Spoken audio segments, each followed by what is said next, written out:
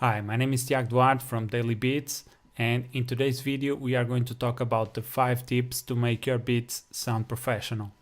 And before we start, I would like to ask you to subscribe to this channel and activate the notifications so that you know when we upload new videos, and also share and like this video with your friends so that it gets stronger. And without further ado, let's go to tip number 1. Tip number 1 is about EQing. Cut, don't boost. I have here a beat that I made today, and let's go through some of the EQing settings that I did here.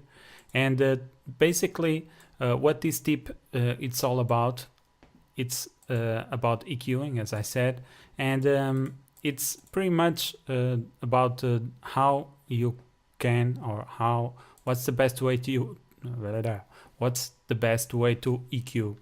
And the best way to EQ any track or any instrument is to cut and not boost. And you will see that as long as you cut certain frequencies and leave room for those frequencies or other instruments to occupy those frequencies, you will have a more balanced mix.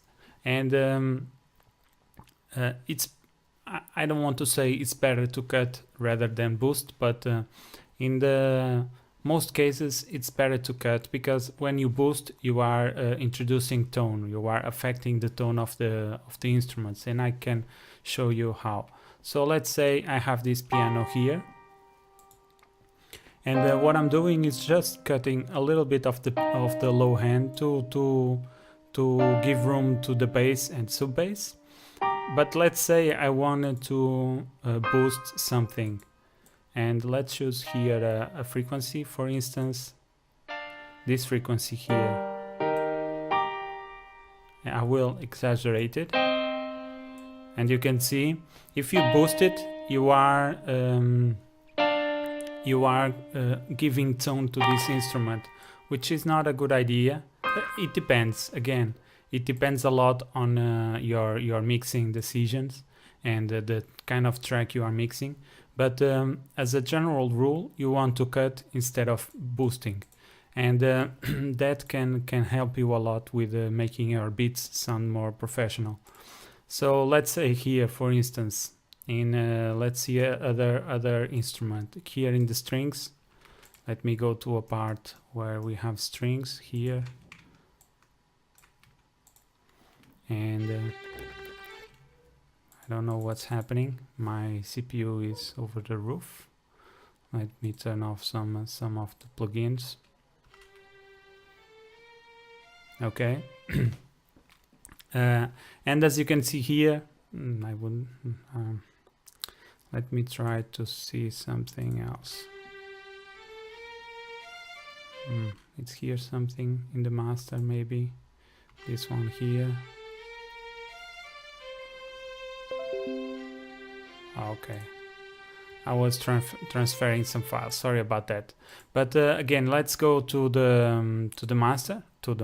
this string instrument, and here, as you can see, I applied a shelf and reduced around 6 or 7 dBs in these strings. Why? Because I have here the bass.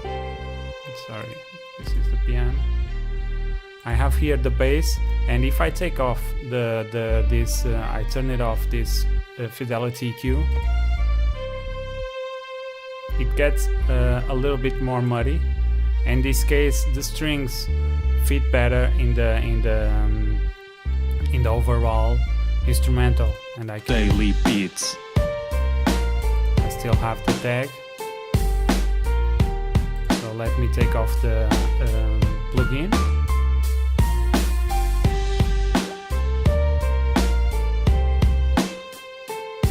As we can see, we are giving a little bit more room to the bass and the sub bass, and we are clearing up the strings.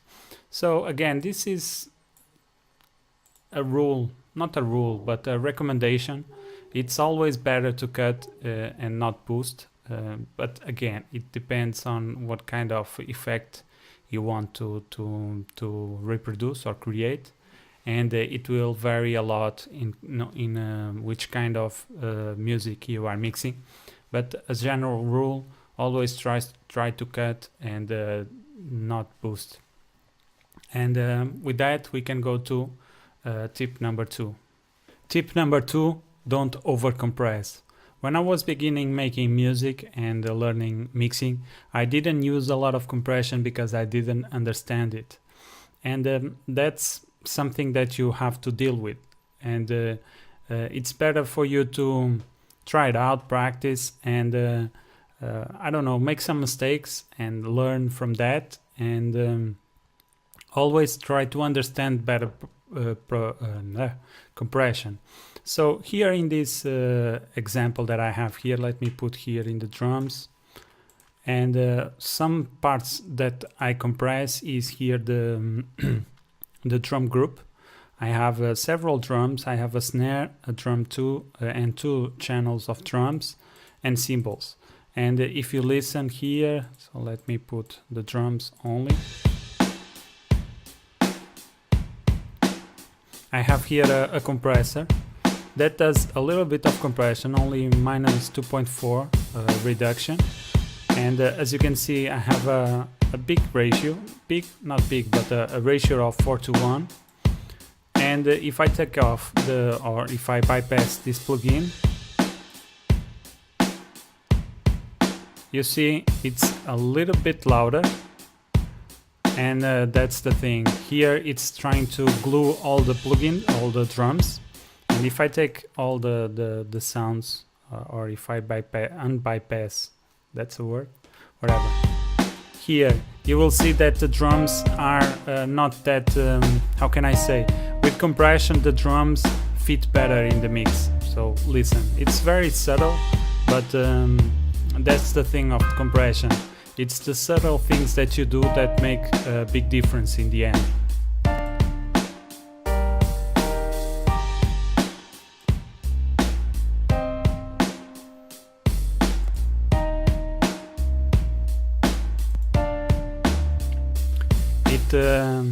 I don't know, it's hard to explain, but that's the thing. You don't want to overcompress, even if you use compression. One tip that I can give you that I always did was, if I, let's say, I increase the threshold and had a lot of compression, I would normally, if I like the effect of the compression on this track, I usually would always remove a little bit. And the same I do here, for instance, in the tag. I have our compression again, but with different settings. And it's pretty much the same. As you can see here, the reduction is only 2.4, but I did a lot, and then I went back a little bit in the threshold to make the track more, to make the effect not that evident in the track. In this case was the tag.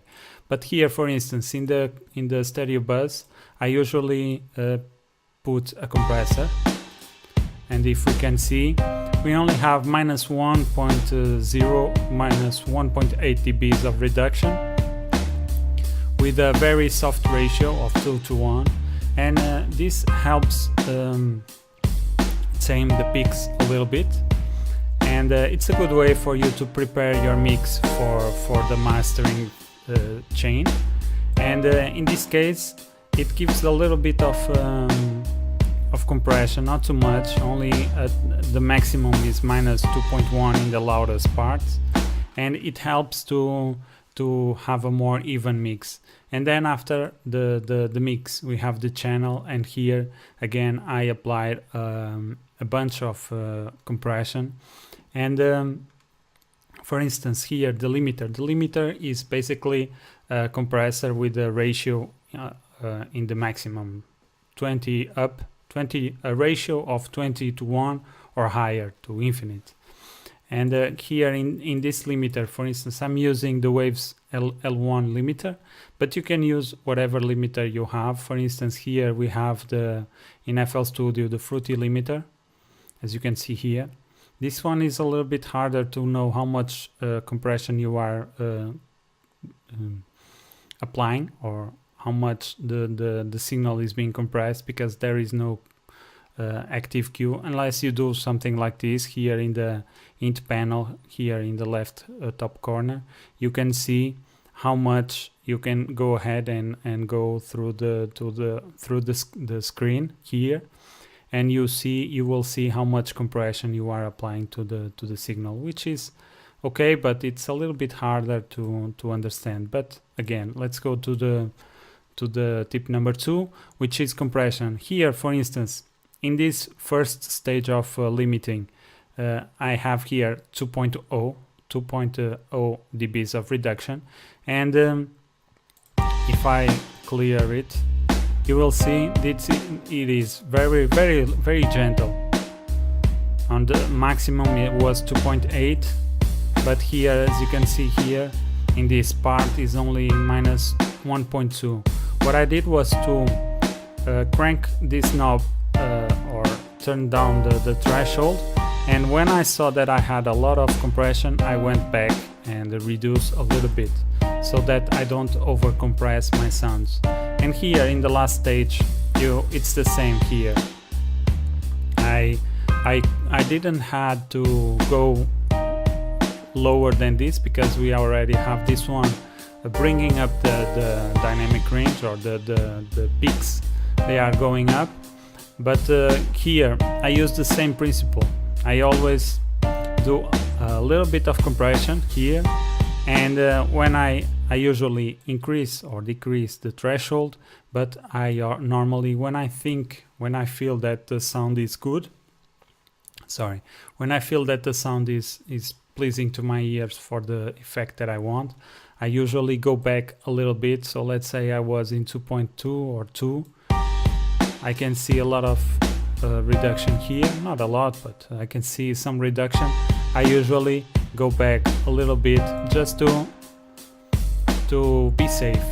You want to be safe when you are mixing with a setup that it's not high fidelity. In the case, my headphones or even my monitors are not that great, because these are some Grundig, some stereo from a stereo set, some speakers from a stereo set, so they are not meant to be in a studio, and also my room is not treated. So you see, I always try to be modest in my compressions and in my effects, so that the effect is not very hard, so that it translates nicely to my phones and to my speakers. And with this, tip number 2 again is don't overcompress, and we can go to tip number 3. Tip number 3 is parallel processing, and in this case it can be reverb, it can be delay, it can be compression. A lot of engineers use parallel compression in the drums, and to give punch and sharpness to the drums. And that's a way of doing sidechain when you have the kick ducking the bass or the instruments. That kind of sidechain is also parallel processing. And here in this case, especially in hip hop, we don't. At least I don't use a lot of parallel compression. Maybe if I produce some trap with some hard 808s, maybe I use a lot some parallel processing with the kick to duck the bass or the 808. But normally here in hip hop, when I produce hip hop, I don't use a lot of parallel processing in that sense, with the sidechain, with kick sidechaining the bass. But one thing that I do is I take all my instruments, the drum group, the piano, bass, all the instruments that I have in my track, and I route them to the mix channel. And after that, I go here to the mix, I take it off from the master. I will turn it off here in the sends, because I already have sends going. But usually what you will have is a mix, something like this, so that you don't listen anything because you unroute it from the master. And what I do after is go here and activate the sends. So I here activate and start sending some signal to this parallel channel. And usually what I do here is that I applied some kind of reverb. In this case, it's better to use convolution because it feels more natural. But you can also use some normal reverbs that with big holes or big plates or whatever that can create a really nice effect for your tracks. And here, as you can see here, I have waves IRL, and in this case we have a hole, and I also applied some EQ with the Fidelity EQ, and in this case what I did, again coming back to tip number 1, which is cut don't boost, I applied a low cut or a high pass filter with around 300, 400, even 500 I can go up that, and if I turn it off you will see that you will have a lot of low end here in this parallel reverb, and that's why I usually do a lot of cutting here, or at least I cut a lot of the bass from this reverb, because if I take it off, so let's listen this the effect of this channel.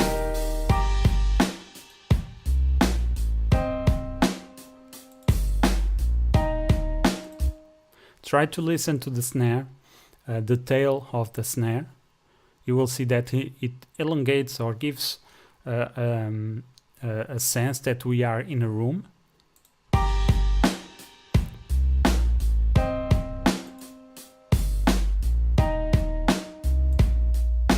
And now I will take off the EQ.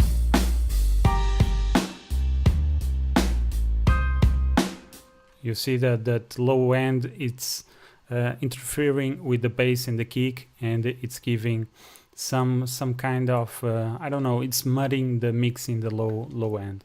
So I usually do a lot of cutting or low cutting here with a parallel reverb.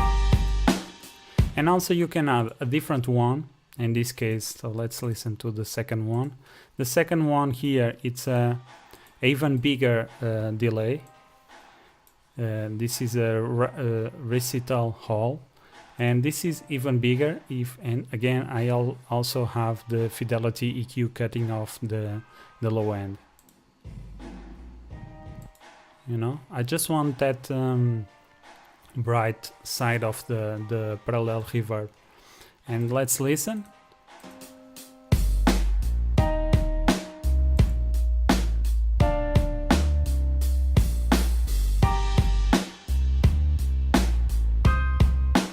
And this is a very important, especially with parallel reverb, and in this case the tip 3 was parallel processing, but I strongly recommend that you use a lot of, not a lot, but you use in your beats parallel reverb, because it will give your beats a more natural feeling, because our ears are used to listen to reverb, because our world has a lot of reverb. Every room that we enter, it has some kind of reverberation, and our ears are not used to listen a sound without reverb. So apply some modest reverb in your auxiliary sends.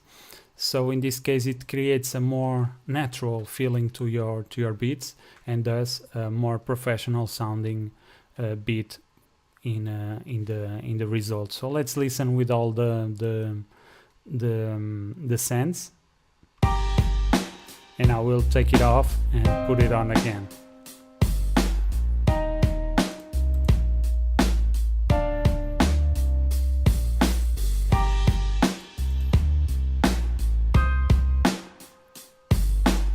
Again, it does not sound bad without the parallel processing or without the parallel reverb, but it gives a more natural feeling to the track, and it can go a long way with parallel reverb. It can be the difference of a beat and a great sounding beat. And with that we can go to tip number 4. Tip number 4 is really basic, and it might sound easy, but it's not, which is learn the basics of mixing. Mixing is really important because you are doing music, so you have to learn how to mix your songs. There are a lot of resources online available about mixing, and listen as much as you can, try as much as you can, and also practice a lot. So the more beats you do, the more mixing you do, and that's something that you will have to go through if you want to get better at mixing. You have to practice your craft if you want to be good at it. So for your beats to sound professional, you have to have professional help. In this case, you can either send your tracks to a professional mixing service and they will mix it for you, or you can learn how to mix yourself, and that takes practice and dedication and self-discipline, but with time you will get results, and you will see your mixes going from okay with or bad to great and even professional levels. But you have to put the time, you have to take the time to learn, and you have to take the time to practice. And with everything, your first mixes will sound really bad, or will not sound great. It might not sound bad, but it will not sound great. But with time, you will see that your mixes start to improve, your knowledge start to improve. You start to understand what is compression, how to use it, how to use EQ, and those are the most important two elements in mixing, which is EQ and compression. With that you can do a lot, and also some reverb and delay, but with EQ and compression you can do a lot. And you will see that you start mastering those two concepts of EQ and compression, you will see your tracks going from okay or even bad to great and professional. And with that we can go to tip number 5. And tip number 5 is learn the basics of mastering. Again, this is not a simple task as it might sound. It's not, but learn why it's important to master, and how you can master your songs. If I can show you here my mastering chain, and it's pretty simple, and it's pretty much the same. It's pretty much the same for all my beats. And with time, if I get a new plugin that does a better job, I usually switch that plugin. But it's pretty much the same. What I have is some EQ. In this case, I use the Parametric EQ from FL Studio because it has these tip curves. And what I usually do is to contain my frequency range between 40 hertz and 19 hertz, 1000 kilohertz, or no, 18 kilohertz. So 40, from 40 here to the top, 18 kilohertz. After that, I use some kind of compression and saturation. Here, in this case, I use Ferric TDS, which is a free plugin. Sorry, and I usually do apply some dynamics so that I have around -3 dBs of compression, and the same for saturation to give a more to give some flavor to the track that I'm producing.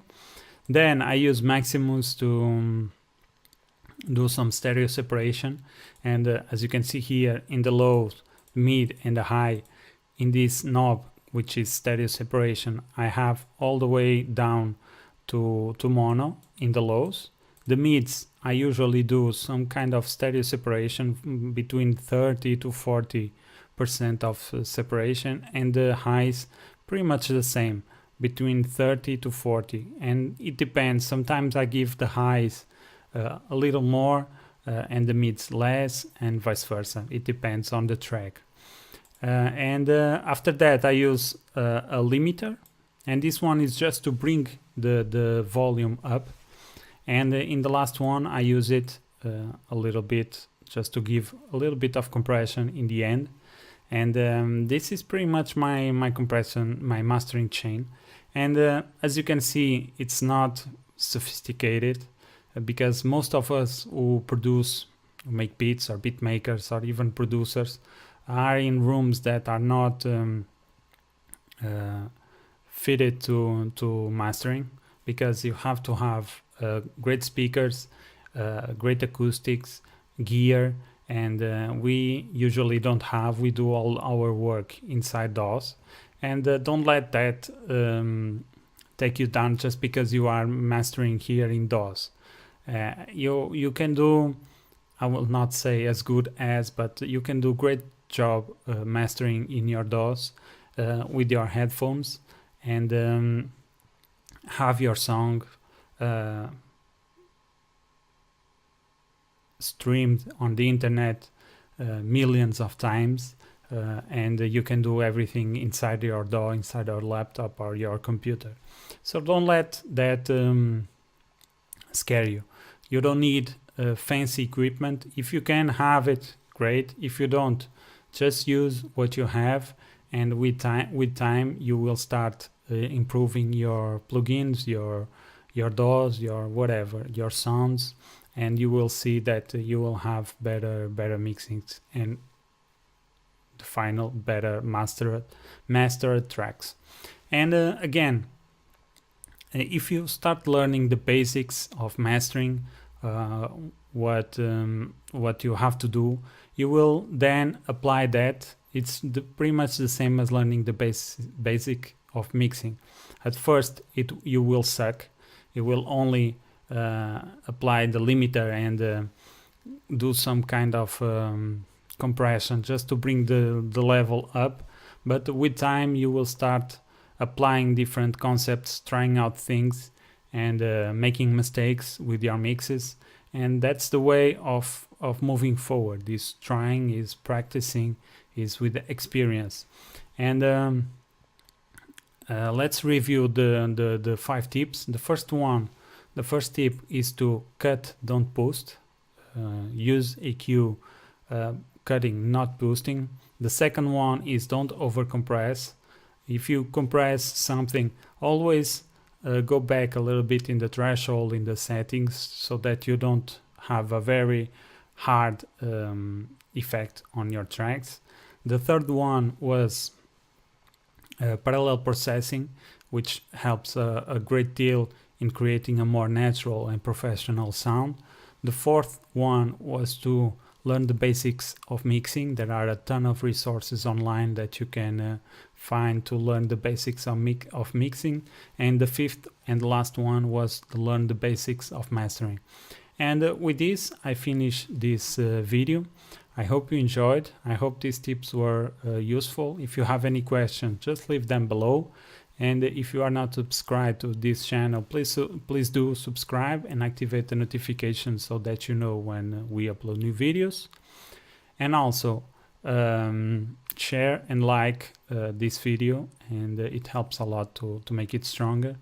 And you might want to visit our website, www.dailybeats.pt. And that's it. I hope you enjoyed this video, and I'll see you in the next one. Peace.